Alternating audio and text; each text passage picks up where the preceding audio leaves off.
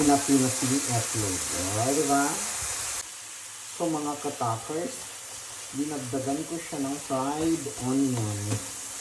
Ito, fried onion yun, guys. O, diba? Para masyadong masarap. Para super sarap. At saka super bango. So, mga katakers, ilagay na natin ang itlog. May timpla na yung itlog, guys. O, diba? Tapos, ukay-ukayin natin siya, guys, at halu-haluin. So, ito na yung ating omelette, guys. Paughon lang natin siya, guys.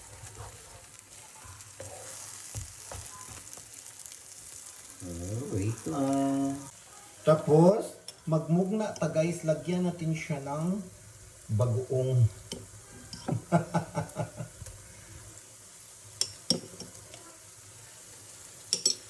So yan, nilagyan ko siya ng kunting bagoong, guys.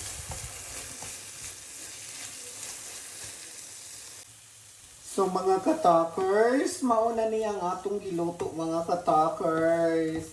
Giluto sa inyong takering. Oh, lami kayo siya, guys. So, gimugnaan na to siya, giblagyan natin siya ng konting shrimp na alamang. Alamang bagoong or anong tawag doon. Shrimp alamang. So far, guys, gwapa naman siya niya. Lami na po siya. So, mga katakers, mga unata, papa! Mga unata, papa, kan anak ko ninyo, papa.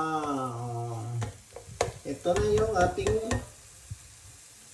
omelette ba ang tawag dito, guys? Pritong itlog na may kamatis, sibuyas, ahos, bombay, at iba pa. Tapos nilagyan ng konting bagoong alamang. O, di ba? Halina mga katakers, mga unata.